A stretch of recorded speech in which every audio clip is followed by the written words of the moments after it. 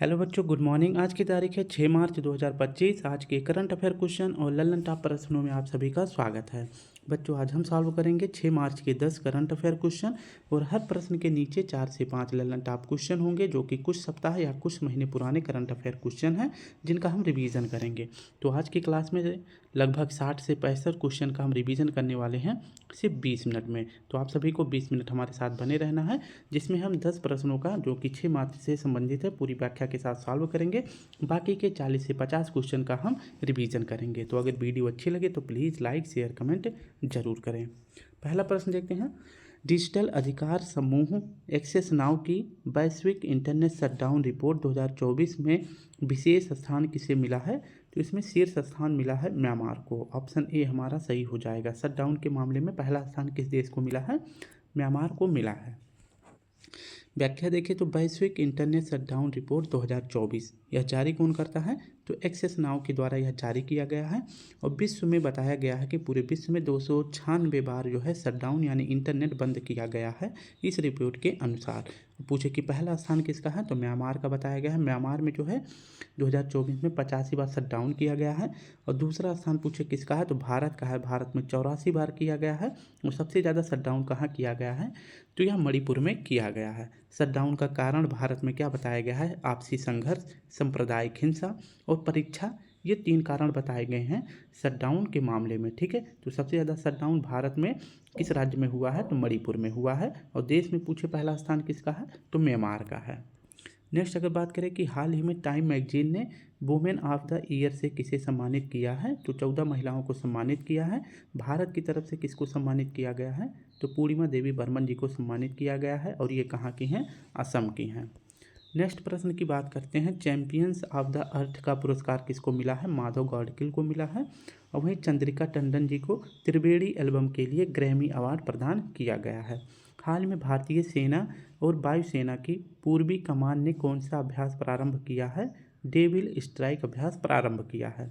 हरिमो शक्ति अभ्यास किसके बीच होता है? इंडिया और मलेशिया के बीच में। समुद्र लक्ष्मण अभ्यास भी इंडिया और मलेशिया के बीच में होता है। नेक्स्ट प्रश्न की बात करें। अयुत्या अभ्यास किसके बीच होता है? इंडिया और थाईलैंड के बीच होता है। दोस्ती अभ्यास इंडिया, मालदीव और श्रीलंका के बीच में होता है। वज्र प्रहार अभ्यास इंडिया और यूएसए के बीच में। हाल ही में चर्चा में रहा NS-28 मिशन का संबंध किससे है? तो यह स्पेस यात्रा कराएगा और इस कंपनी का नाम है ब्लू ओरिजिन। ठीक है, और स्पेस एक्स की कौन सी कंपनी है या कौन सा मिशन है जो अंतरिक्ष यात्रा कराएगा? तो यह पोलारिस डान मिशन है। ठीक है, तो दोनों आपको मिशन याद रखना है। कनाडाई फ्रेजर इंस्टीट्यूट के आर्थिक स्वतंत्रता सूचकांक में भारत को कौन सा स्थान मिला है? 84वां स्थान मिला है। वर्ल्ड प्रेस फ्रीडम इंडेक्स में भारत को 159वां स्थान मिला है। मानव विकास सूचकांक में 134वां स्थान मिला है। ग्लोबल जेंडर गैप इंडेक्स में 129वां स्थान। ग्लोबल हंगर इंडेक्स में 105वां स्थान। पर्यावरण प्रदर्शन सूचकांक में 176वां स्थान मिला है। दूसरा प्रश्न है। नासा बिग बैंग के ठीक बाद हुए घटना को जानने के लिए कौन सा मिशन लॉन्च करेगा? तो इसका सही विकल्प हो जाएगा ऑप्शन सी, स्फेरेक्स मिशन लॉन्च किया जाएगा नासा के द्वारा। बात करते हैं नासा कहाँ की स्पेस एजेंसी है? तो यूएसए की स्पेस एजेंसी है। इसके द्वारा एक मिशन लॉन्च किया गया है जिसका नाम है स्पेरेक्स मिशन। और किस रॉकेट से लॉन्च किया जाएगा? तो यह फाल्कन 9 रॉकेट से लॉन्च किया जाएगा। इस मिशन को लॉन्च करने का उद्देश्य क्या है? तो बिग बैंग के बाद जो भी घटना ब्रह्मांड में घटित होगी उसको जानने के लिए स्फेरेक्स मिशन लॉन्च किया गया है नासा के द्वारा। ठीक है, अब बात करते हैं कि बिग बैंग थ्योरी के जनक कौन थे? तो ये जॉर्ज लेमेंटेयर थे। कौन थे? जॉर्ज लेमेंटेयर बिग बैंग थ्योरी के जनक थे।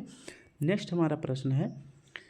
ब्लू घोस्ट मिशन चांद की सतह पर उतरने वाला दूसरा प्राइवेट यानी निजी कंपनी कौन सा है? तो ब्लू घोस्ट मिशन है। अगर पूछे पहला कौन सा था? तो पहला था इंटूएटिव कंपनी। कौन था? इंटूएटिव कंपनी का ओडीसीएस मिशन था। ओडीसीएस मिशन था जो चांद की सतह पर उतरने वाला पहला निजी कंपनी था। और दूसरा वाला पूछे कौन सा बन गया है? तो दूसरा बन गया है ब्लू घोस्ट मिशन। ठीक है, हाल ही में मुख्य आर्थिक सलाहकार पद पर किसे नियुक्त किया गया है? वी अनंथा नागेश्वरन जी को नियुक्त किया गया है। और इनकी पुस्तक का नाम क्या है? The Rise of Finance. Gyanesh Kumar को मुख्य चुनाव आयुक्त नियुक्त किया गया है। इसरो के वर्तमान अध्यक्ष 11वें नंबर के कौन बने हैं? तो वी नारायणन जी बने हैं। आरबीआई के 26वें क्रम के गवर्नर कौन बने हैं? संजय मल्होत्रा जी बने हैं। और 91 मुख्य न्यायाधीश कौन बनाए गए हैं? तो संजीव खन्ना जी बनाए गए हैं।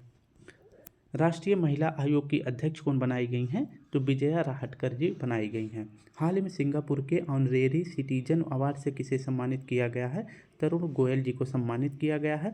और ये दूसरे भारतीय हैं जिन्हें यह अवार्ड प्रदान है। और पहले भारतीय पूछे कौन हैं? तो रतन टाटा जी हैं। कौन है? रतन टाटा जी हैं। और यह पुरस्कार अगर पूछे सिंगापुर के कौन से राष्ट्रपति, मतलब सिंगापुर के किस राष्ट्रपति के द्वारा प्रदान किया गया है? तो सिंगापुर के वर्तमान राष्ट्रपति हैं सनमुख रत्नम। बराक परमाणु संयंत्र किस अरब देश में स्थापित हुआ है? तो यह यूएई में स्थापित हुआ है। हाल ही में चौथे राष्ट्रीय हिंदी विज्ञान सम्मेलन 2024 का आयोजन कहाँ किया गया है? तो यह भोपाल मध्य प्रदेश में किया गया है। हाल ही में रूसीकोंडा बीच का ब्लू फ्लैग प्रमाणन अस्थायी रूप से निलंबित कर दिया गया है। यह बीच कहाँ स्थित है? तो रूसीकोंडा बीच कहाँ स्थित है जिसका ब्लू फ्लैग प्रमाणन अस्थायी रूप से क्या कर दिया गया है? निलंबित कर दिया गया है। यह बीच है आंध्र प्रदेश का। ऑप्शन ए हमारा सही हो जाएगा। इसकी अगर व्याख्या देखें तो ब्लू फ्लैग प्रमाणन अगर पूछे कि यह सर्टिफिकेट कौन प्रदान करता है, तो एक संस्था नाम है जिसका नाम है FEE, यानी कि फाउंडेशन ऑफ एनवायरमेंट एजुकेशन। ठीक है, तो इस संस्था के द्वारा भी कुछ समय पहले रूसीकोंडा बीच को जो है ब्लू फ्लैग प्रमाणन प्रदान किया गया था, लेकिन अभी जो है जल्द ही इसका जो ब्लू फ्लैग प्रमाणन था इसको निलंबित कर दिया गया है, यानी कि वापस ले लिया गया है। और यह रूसीकोंडा बीच अगर पूछे किस राज्य में है, तो यह आंध्र प्रदेश का बीच है। और अगर पूछे कि इसके जो सर्टिफिकेट को अस्थायी रूप से निलंबित कर दिया गया है और कारण क्या बताया गया है कि ब्लू फ्लैग प्रमाणन जो इसका वापस ले लिया गया है, इसका कारण बताया गया है कि रूसीकोंडा बीच के पास पार्किंग सुविधा अच्छी तरह से नहीं है, यहाँ पे सुरक्षा भी अच्छी तरह से नहीं है, और यहाँ पे आवारा कुत्ते बहुत ज़्यादा घूमते हैं। तो यही 3 कारण बता के जो है रूसीकोंडा बीच का जो फ्लैग प्रमाणन है इसको रद्द कर दिया गया है। 2 बीच ऐसे हैं जिनको अभी हाल ही में FEE के द्वारा जो है सर्टिफिकेट ब्लू फ्लैग प्रमाणन का सर्टिफिकेट प्रदान किया गया है। और ये दोनों बीच कहाँ के हैं? केरल के हैं। दोनों का नाम क्या है? एक का नाम है कप्पड़ बीच और दूसरे का नाम है चल बीच। ये दोनों बीच आपको याद रखना है। ठीक है, आंध्र प्रदेश की बात कर लेते हैं। यहाँ की राजधानी का नाम है अमरावती। और भाषाई आधार पर बनने वाला पहला राज्य कौन सा था? तो 1953 में बना था आंध्र प्रदेश। वो आंध्र प्रदेश के वर्तमान CM कौन है? तो चंद्रबाबू नायडू जी यहाँ के CM हैं। हाल ही में मेजराना फर्स्ट क्वांटम प्रोसेसर किसने लॉन्च किया है? तो यह लॉन्च किया गया है माइक्रोसॉफ्ट के द्वारा। हाल ही में अफ्रीकी नेताओं द्वारा अपनाई गई कंपाला घोषणा का संबंध किससे है? तो यह जलवायु अनुकूल कृषि से संबंधित है। अफ्रीकन यूनियन का अगर पूछे मुख्यालय कहाँ पे है, तो यह अदिस अबाबा में है। अदिस अबाबा अगर पूछे किसकी राजधानी है, तो यह इथियोपिया की राजधानी है। हाल ही में प्रारंभ अंतर्राष्ट्रीय गीता महोत्सव 2024 का भागीदार देश कौन सा है? तो तंजानिया है। वहीं पूछे कि भागीदार राज्य कौन सा है? तो उड़ीसा है। अखिल भारतीय पुलिस महानिदेशक सम्मेलन कहाँ हुआ है? तो यह भुवनेश्वर उड़ीसा में हुआ है। राष्ट्रीय बीच कॉन्फ्रेंस 13वें क्रम का कहाँ हुआ है? तो यह वाराणसी में हुआ है। हाल ही में वर्ल्ड स्टील एसोसिएशन के अध्यक्ष नियुक्त होने वाले दूसरे भारतीय कौन हैं? TB नरेंद्रन हैं। और ये वर्तमान में टाटा स्टील के CEO हैं। चौथा प्रश्न हमारा है, हाल ही में सतत विकास शहरी विकास के लिए नया वैश्विक गठबंधन C3 कहाँ लॉन्च हुआ है? तो C3 कहाँ लॉन्च हुआ है? यह जयपुर में लॉन्च किया गया है। यह एक नया संगठन है। इसके बारे में जानकारी देखते हैं कि ब्रह्मा क्षेत्रीय CR और सर्कुलर इकोनॉमिक फोरम की बैठक अभी कुछ दिनों पहले कहाँ पर हुई है? तो यह जयपुर में हुई है। और इसमें शामिल कौन हुए थे? तो इसमें शामिल हुए थे मनोहर लाल खट्टर जी, जो कि आवास एवं शहरी मंत्रालय के मंत्री हैं। और यहीं पर जो है CR का जो 3CR सर्कुलर इकोनॉमिक फोरम की जो बैठक हो रही थी ब्रह्म क्रम की, इसी बैठक में एक नया गठबंधन यानी कि एक नया संगठन बनाया गया है जिसका नाम है C3। इसका फुल फॉर्म क्या होता है? सिटीज कोलेशन फॉर सर्कुलेटरी इसका फुल फॉर्म होता है। और इसको क्यों बनाया गया है? इसको बनाने का उद्देश्य है सतत शहरी विकास के लिए, यानी कि शहरों के विकास करने के लिए C3 संस्था बनाई गई है 30वें क्रम के क्षेत्रीय CR सर्कुलर इकोनॉमिक फोरम में, जिसकी बैठक कहाँ हो रही थी? जयपुर में हो रही थी। ठीक है, और इसका उद्देश्य क्या है? तो इसका उद्देश्य है शहरों के मध्य सहयोग को बढ़ाना, निजी क्षेत्र की भागीदारी को बढ़ाना और जो अपशिष्ट प्रबंधन है इसको बेहतर करना। ठीक है, तो इसका उद्देश्य है, ये आपको याद रखना है। अब बात करते हैं कि यूनेस्को में भारत के कितने शहर शामिल हैं। तो 2 ही शहर शामिल हैं। पहला शामिल हुआ था 2017 में अहमदाबाद, और 2019 में कौन शामिल हुआ था, तो यह जयपुर शामिल हुआ था। तो यूनेस्को में भारत के 2 ही शहर शामिल हैं। हाल में सक्रिय हुए माउंट डुकोनो ज्वालामुखी का संबंध किस देश से है, तो यह इंडोनेशिया का है। इंडोनेशिया का 3 और याद रखना है, माउंट सिनापुंग, क्राकातोआ और मेरापी, ये तीनों भी इंडोनेशिया के हैं। किलौआ ज्वालामुखी, मोनोलोआ ज्वालामुखी, ये हवाई द्वीप पर है, और हवाई द्वीप पर अधिकार किसका है, यूएसए का है। विसुवियस, एटना, ये दोनों कहाँ हैं, इटली में है। बैरन द्वीप भारत का एकमात्र सक्रिय ज्वालामुखी, यह अंडमान निकोबार द्वीप समूह पर है। ताल अगर पूछे कहाँ है, फिलीपींस में। और देवबंद ज्वालामुखी कहाँ है, ईरान में है। इंडी चिप सेमीकंडक्टर लिमिटेड भारत की पहली निजी सेमीकंडक्टर विनिर्माण सुविधा कहाँ प्रारंभ करेगी, तो यह आंध्र प्रदेश में स्थापित करेगी। यह कैसी है, तो प्राइवेट है। ठीक है, हाल ही में 55वें IFFI में गोल्डन पिकॉक पुरस्कार विजेता फिल्म टॉक्सिक का संबंध किससे है, तो यह लिथुआनिया की मूवी है। हाल ही में आवास हेतु जमीन की कमी के कारण 181 वर्ष पुरानी घुड़दौड़ कहाँ बंद कर दी गई है, तो सिंगापुर में कर दी गई है। हाल ही में ICRIER साइट 2025 रिपोर्ट के अनुसार डिजिटल उपयोगकर्ता खर्च में भारत को कौन सा स्थान मिला है, तो 28वां स्थान मिला है। किसमें, डिजिटल उपयोगकर्ता खर्च में। ठीक है, इसकी व्याख्या देखेंगे तो आपको समझ में आ जाएगा। बात करते हैं डिजिटल अर्थव्यवस्था रिपोर्ट 2025। इसमें जो है अगर पूछे कि डिजिटल अर्थव्यवस्था में भारत की कौन सी रैंक है, तो भारत की तीसरी है। पहला स्थान यूएसए का है, और दूसरा स्थान चीन का है, तीसरा स्थान हमारे भारत का है। किसमें, तो डिजिटल अर्थव्यवस्था में बताया गया है। ठीक है, इस रिपोर्ट में। लेकिन वह डिजिटल उपयोगकर्ता खर्च में, यानी कि आप सभी देखिए डिजिटल जो उपयोग करता है, इसका मतलब क्या होता है कि सबके फ़ोन में UPI है, जैसे कि गूगल पे हो या फ़ोन पे हो, पेटीएम हो, ये सभी जो है भारत के सभी हर एक इंसान के फ़ोन में है। लेकिन उसका उपयोग जो है बहुत से कम लोग करते हैं, यानी कि किसी के बैंक में पैसे नहीं होता, कोई अपने दोस्तों के साथ जाता है तो झूठ बोलता है कि मेरे पास पैसे नहीं है, तो एक बंदा जो है सारे बंदों के पैसे को जो है खर्च, मतलब वो देता है, जो चाय पिए होते हैं। ठीक है, तो एक ही इंसान के माध्यम से ये सारे UPI कर दिए जाते हैं। ठीक है, तो टोटल पैसा एक ही व्यक्ति के द्वारा दिया जाता है। तो इसी प्रकार से बताया गया कि जो डिजिटल उपयोग करता है, इसमें खर्च के मामले में भारत का तो जो है 28वां स्थान है, लेकिन डिजिटल अर्थव्यवस्था में भारत की रैंक तीसरी है। ठीक है, मानव निर्मित द्वीप पर बनने वाला देश का पहला अपतटीय हवाई अड्डा कहाँ प्रारंभ हुआ है, तो मुंबई में हुआ है। मुंबई किस द्वीप पर स्थित है, तो सालसेट द्वीप पर स्थित है। देश का पहला उड़ान यात्री कैफे कहाँ प्रारंभ हुआ है, तो यह कोलकाता में प्रारंभ हुआ है।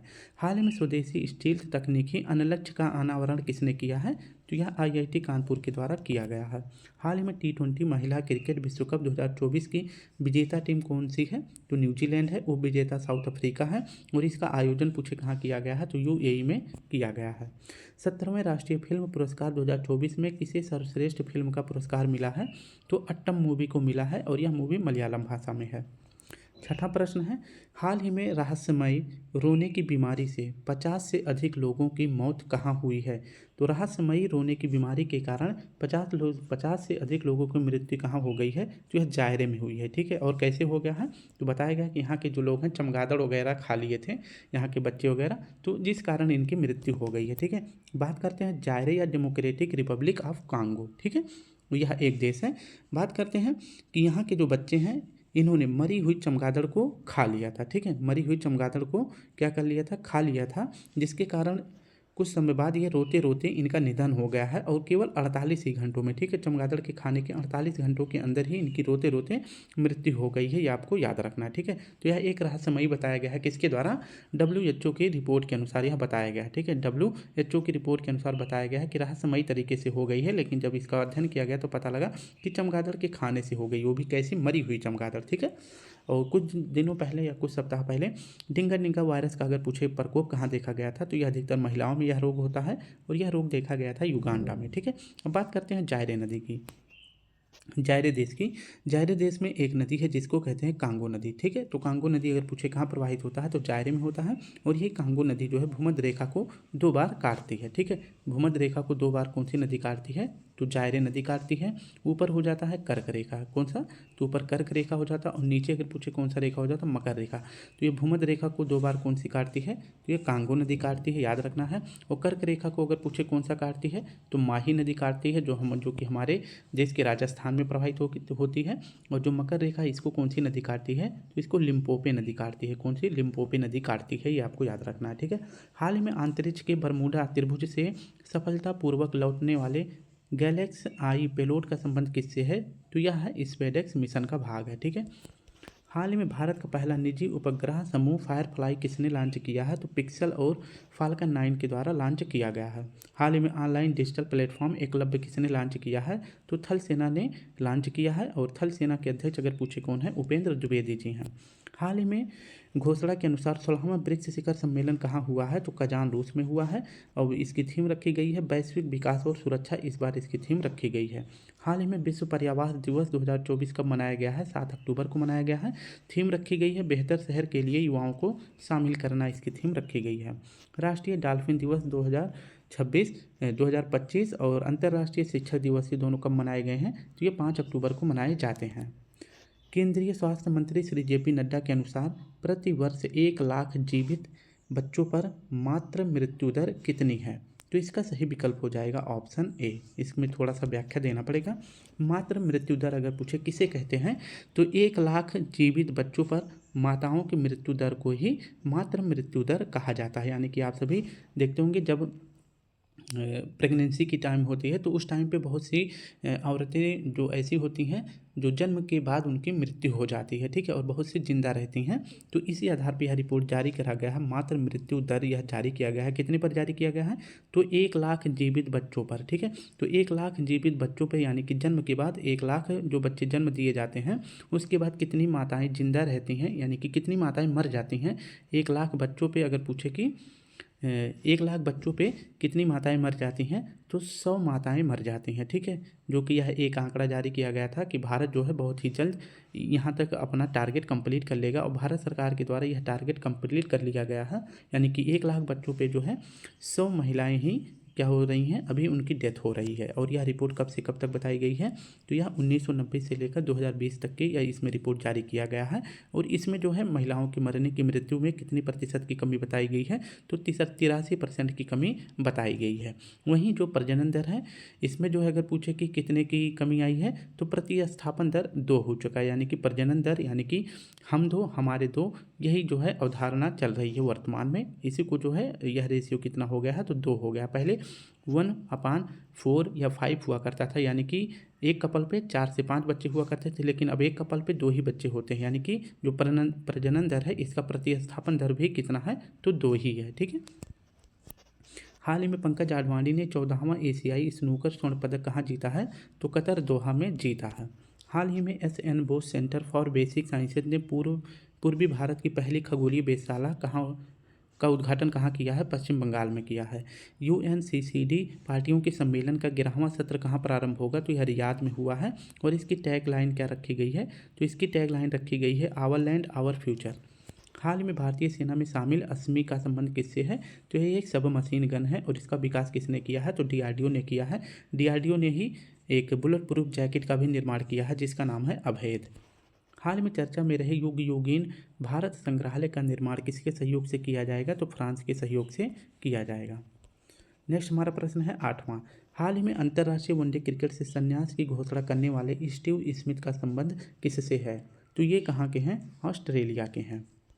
आप सभी को पता है कि चैंपियंस ट्रॉफी 2025 का आयोजन कहाँ पे हो रहा है, पाकिस्तान में हो रहा है ना। तो ये पाकिस्तान का जो फाइनल मैच है यहाँ पे हो रहा है, और इसका जितना भी पैसा था वो सारा का सारा पैसा जो है डूबने वाला है, क्योंकि भारत के साथ जितने भी मैच हुए हैं वो कहाँ पर हुए हैं, वो बाहर हुए हैं, यानी कि UAE देश में हुआ है। ये आपको याद रखना है। जिसके कारण सबसे ज़्यादा इंटरेस्ट कहाँ के लोग लेते हैं क्रिकेट में, भारत के लेते हैं, और संख्या भी सबसे ज़्यादा है। तो भारत का जितना भी मैच हुआ वो कहाँ पे हुआ है, UAE में हुआ है। और अब भारत भी कहाँ पहुँच गया, फाइनल में। तो फाइनल मुकाबला भी कहाँ पे होगा, तो यह UAE में होगा। यानी कि पाकिस्तान की पूरी लुटिया डूब चुकी है। अब बात करते हैं फाइनल मैच कहाँ होगा, दुबई में। और फाइनल में कौन पहुँच गया है, इंडिया और न्यूजीलैंड के बीच में 9 तारीख को फाइनल होना है। अब बात करते हैं सेमीफाइनल मैच हो रहा था कहाँ पर, दुबई मई में, और किसके बीच, तो इंडिया और ऑस्ट्रेलिया के बीच हो रहा था। और यहाँ पे जो है ऑस्ट्रेलिया हार जाती है, जिसके कप्तान कौन थे, तो स्टीव स्मिथ थे। और इन्होंने हारने के बाद जो है वनडे क्रिकेट से संन्यास लेने की घोषणा कर दी है, ठीक है। और ये सिर्फ वनडे से करे हैं, T20 से नहीं करे हैं। T20 आप सभी को पता है कि यह जो है 2028 के ओलंपिक में भी शामिल कर दिया गया है। तो यहाँ पे खेलने का इन्होंने विचार बना के रखा है, बाकी के वनडे से इन्होंने संन्यास ले लिया है, ठीक है। प्रतिवर्ष अंतर्राष्ट्रीय मातृभाषा दिवस कब मनाया जाता है, तो 21 फरवरी को मनाया जाता है। थीम है अंतर्राष्ट्रीय मातृभाषा दिवस, मातृभाषा दिवस का रजत जयंती समारोह इसकी थीम है। विश्व सामाजिक न्याय दिवस कब मनाया जाता है, तो यह 20 फरवरी को मनाया जाता है। हाल ही में इजराइल और हमास के बीच गाजा में युद्ध विराम पर शांति समझौता कहाँ हुआ है, तो यह कतर दोहा में हुआ है। नेक्स्ट प्रश्न है, हाल ही में मिगोंग उत्सव 2024 कहाँ प्रारंभ हुआ है, मेघालय में हुआ है। मेघालय में चेरी ब्लॉसम फेस्टिवल मनाया जाता है, और यहाँ पे 3 पहाड़ियाँ पाई जाती हैं, गारो, खासी, जयंतिया, और मेघालय की राजधानी का नाम है शिलोंग। हाल ही में स्वदेशी लोगों को भूमि अधिकार प्रदान करने के लिए मिशन वसुंधरा 3.0 कहाँ प्रारंभ हुआ है, तो यह शुरू किया गया है गुवाहाटी, असम में। यहाँ के सीएम हैं हेमंत बिस्वा शर्मा जी। यहाँ पे जो फेस्टिवल मनाया जाता है उसे कटी बिहू फेस्टिवल भी कहते हैं। सत्तरिया नृत्य असम में, बगरुम्बा नृत्य भी असम में मनाया जाता है। 9वां प्रश्न हमारा है, हाल ही में दिवंगत खिलाड़ी पद्माकर शिवालकर का संबंध किससे था, तो ये पूर्व क्रिकेटर थे, ठीक है। तो इनका हाल ही में निधन हो जाता है। आप सभी ने देखा होगा कि 4 मार्च को जो मैच हो रहा था, तो उस मैच में भारत के जितने भी खिलाड़ी थे वो अपनी भुजाओं पे जो है काले कलर की पट्टी बांधे रखे थे। किसके लिए बांध रखे थे, तो वो पद्माकर शिवालिक जी को सम्मान देने के लिए, ठीक है। तो पद्माकर शिवालकर जी को सम्मान देने के लिए वो अपनी भुजाओं पे जो है काली पट्टी बांध के रखे थे। और ये कौन थे, तो स्पिनर गेंदबाज थे जिनका हाल ही में निधन हो गया, ठीक है। तो ये आपको याद रखना है। अब बात करते हैं कि अब पहली बार जो है अगर पूछे कि colonel CK Naidu lifetime achievement किसको प्रदान किया गया था, तो यह इन्हीं को प्रदान किया गया था। ये अंतर्राष्ट्रीय मैच एक भी नहीं खेले थे, उसके बावजूद जो है इनका किरदार इतना अच्छा था। ये 500 से अधिक विकेट ले चुके हैं, लेकिन ये अंतर्राष्ट्रीय मैच नहीं खेले थे।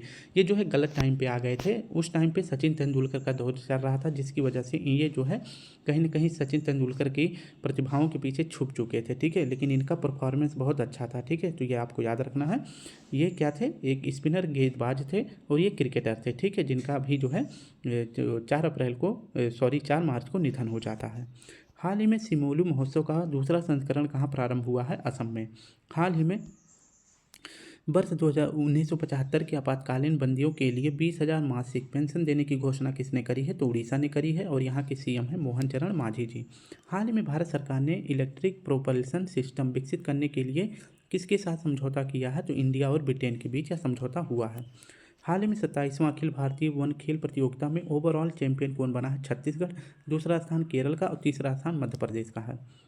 हाल ही में राष्ट्रीय क्षय रोग उन्मूलन कार्यक्रम के लिए प्रधान सलाहकार किसे नियुक्त किया गया है, तो यह नियुक्त किया गया है डॉक्टर सौम्या स्वामीनाथन जी को। आज का आखिरी प्रश्न है, हाल ही में सर्वोच्च न्यायालय ने किसे मौलिक अधिकार घोषित किया है, तो इसका सही विकल्प हो जाएगा ऑप्शन बी, विकलांगता आधारित भेदभाव के विरुद्ध जो है सर्वोच्च न्यायालय ने मौलिक अधिकार प्रदान कर दिया है। बात करते हैं कि यह मामला है राजस्थान और मध्य प्रदेश का। यहाँ पे परीक्षा होने वाला था किसका, न्यायिक सेवा का परीक्षा होने वाला था, और इसमें जो है दृष्टिहीन व्यक्तियों को अलाउ नहीं किया गया था। तो इसके बाद जो दृष्टिहीन व्यक्ति कहाँ चले गए थे, सुप्रीम कोर्ट चले गए थे, और सुप्रीम कोर्ट ने एक फैसला लिया था कि किसी को ना देखने के कारण किसी भी परीक्षा में बैठने ना देना और इस सेवा में भाग ना लेने देना, यह जो है अपराध है, ठीक है। तो इसी को देखते हुए सुप्रीम कोर्ट ने यह कहा है कि जो विकलांग व्यक्तियों के साथ जो भेदभाव किया गया है उनको ना सिर्फ अधिकार दिया जाएगा, उनको जो है मौलिक अधिकार प्रदान किया जाएगा। किसके आधार पे, तो यह बताया गया है कि अनुच्छेद 14, 15 और 16 के आधार पे जो है विकलांग व्यक्तियों को उन्हें जो है मौलिक अधिकार प्रदान किया जाएगा। उसके बाद जो है राजस्थान और मध्य प्रदेश सरकार में न्यायिक सेवा में इनको जो है अलाउ किया गया है, ठीक है। हाल में ग्रेट बैकयार्ड बर्ड काउंट में लगातार तीसरे साल सर्वाधिक पक्षियों के साथ किसने शीर्ष स्थान हासिल किया है, तो पश्चिम बंगाल ने हासिल किया है। पश्चिम बंगाल में सबसे ज़्यादा प्रजातियां पाई जाती हैं पक्षियों की, 543 प्रजातियां यहाँ पाई जाती हैं। दूसरा स्थान है उत्तराखंड का। हाल ही में मकरविलक्कू महोत्सव का आयोजन कहाँ हुआ? केरल में। और पूछे किस मंदिर के पास होता है यह फेस्टिवल? तो सबरीमाला मंदिर के पास होता है। बस 2024 की एक सीजन में 2 ग्रैंड स्लैम एटीपी फाइनल्स खिताब और डेविस कप जीतने वाले दूसरे दुनिया के पहले खिलाड़ी कौन है? तो जेनिक सिनर हैं और कहाँ के हैं? इटली के हैं।